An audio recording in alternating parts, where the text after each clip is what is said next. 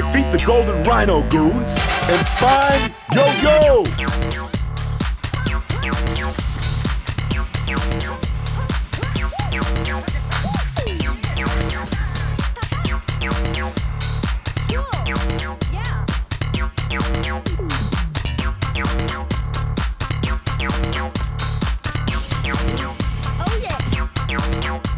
The radio show that your parents, the PTA, and the FBI don't want you to hear. Jet Set Radio!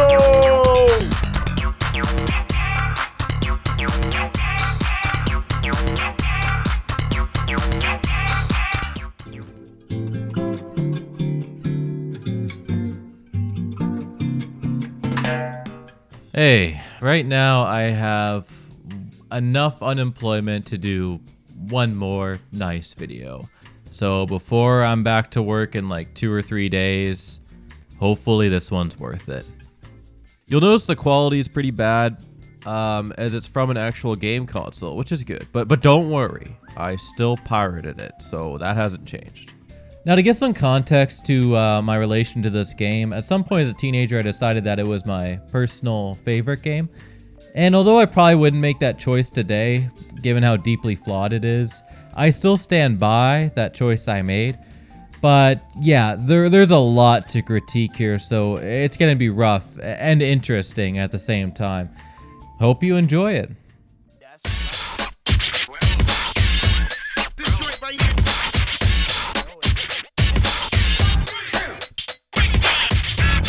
We're gonna do a song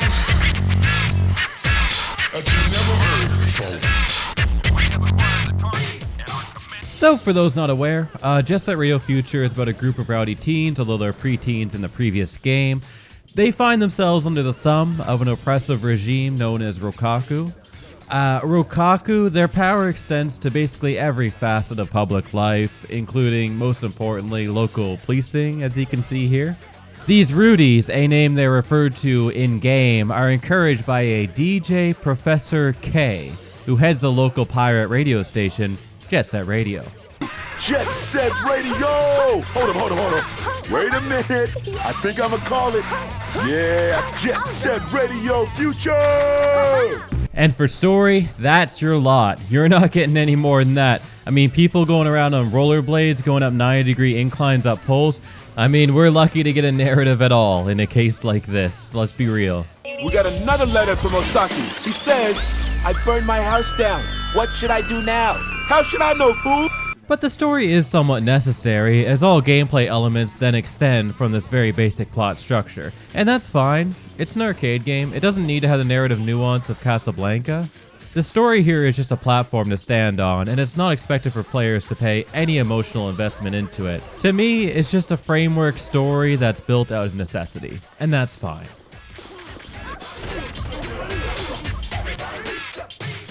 Sweet.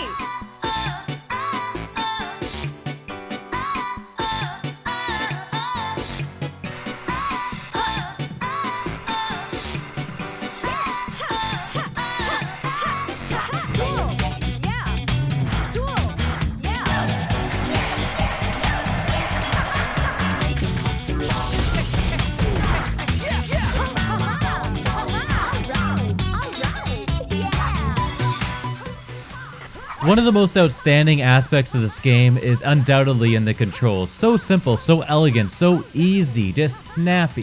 Flying through the air, changing rails, backflips, front flips, it's all so easy. Except for when you want to get off this rail, then things are going to get tricky. That's just Jet Set Radio Future for you. The freedom to jump off whatever and land wherever you want, so liberating. Which is central to this game's theming. Liberty. Liberty to do what you want. There's no holding back in the game's control department. The game has no interest holding you back, so do whatever you want. Yet, for all these praises, the game remains deeply flawed in an aspect that's derivative of the game's controls. Game design. Or to be more accurate, it's inconsistent game design that holds it back. Tagging spots with graffiti is the meat and potatoes of Jet Set Radio Future. That's what you're going to be doing 90% of the time. There are other activities here like spray painting other rivals' backs to pseudo-defeat them, racing them around the block, playing capture the flag, and this thing called Death Ball, which shows up for 10 minutes and is the easiest thing in the world. And within that context, levels like 99th Street, Chuo Street, and Shibuya Terminal are absolute masterpieces. Navigating the rails to different heights in Shibuya Terminal, going down the winding streets of Hokage Street into its metropolitan center, and going up the winding dragon of 99th Street, all three feel very distinct and yet tightly designed in their own ways. So most of the game design boils down to spray paint that thing, spray paint this thing, which is no knock on it. It's proven that it can be done well with aforementioned levels. But at some point in the middle, and especially towards the end, these game designers just completely call it in. Like, I mean, imagine entering the sewers, looking on the map, and this is what you see. And as you get further and further, examples of questionable game design get more and more frequent. You'll find yourself jumping all around the skyscraper district looking for paths through pure trial and error, and Death Ball just lets you race ahead instead of actually playing it. It takes maybe like 3 minutes in total to win a game. And looking for random openings in Kiboguaka Hill to find that one lone graffiti spot, it's just not great. Even something that's supposed to be as grandiose as the final boss just comes off as underwhelming, as you just have to spray paint him for 5 or 6 seconds. And I could supplement all of these with dozens of examples, but nothing comes close to the train wreck that is Fortified Residential Zone. This level isn't the straw that broke the camel's back, it is the 200-pound titanium pole to that effect.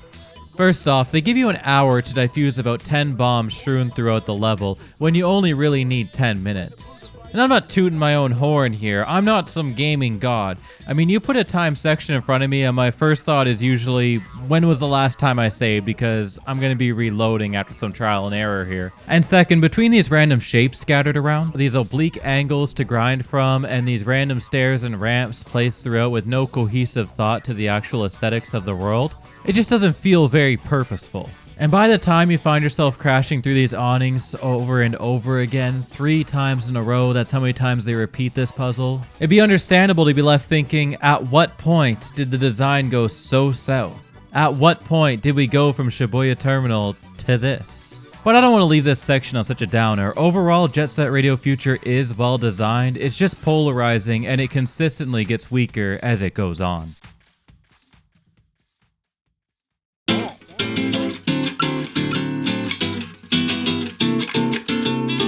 Keep stepping at your own pace, keep stepping at your own pace, keep stepping at your own pace, own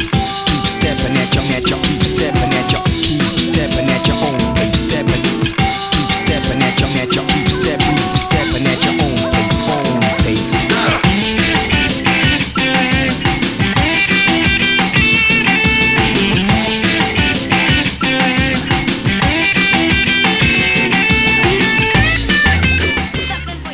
There's one word I'd use to describe the soundtrack to Jet Set Radio Future. Legendary.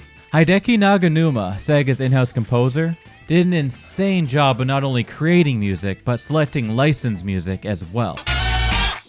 そうですね、結構ボイスを対応してるんですけれども、でボイスを細かく切り刻んで順番を入れ替えたりとかして、全く意味のない言葉になったりするのを夜中に一人で作りながらケラケラ笑って作ってたりはしてました。はい。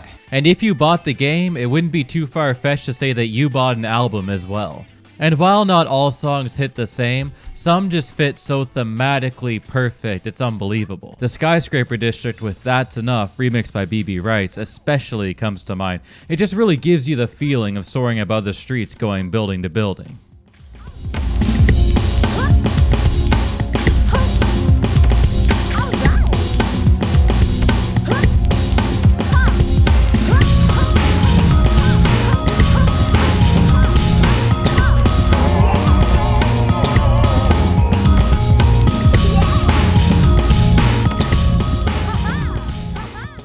And some other examples include... Gentlemen,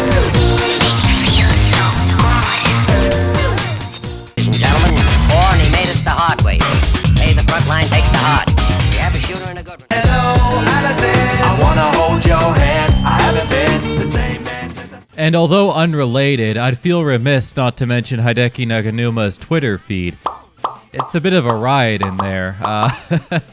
I'd recommend to check it out if you ever have the free time. It would also be unfair to not mention contributions by Richard Jacques as well, who went on to become a primary composer for the Sonic the Hedgehog series. And say what you want about the quality of that series, it's generally agreed on that its music at least has been spot on. And now if I had the time, I really would make this a 20 or 30 minute video, but I am a little strapped.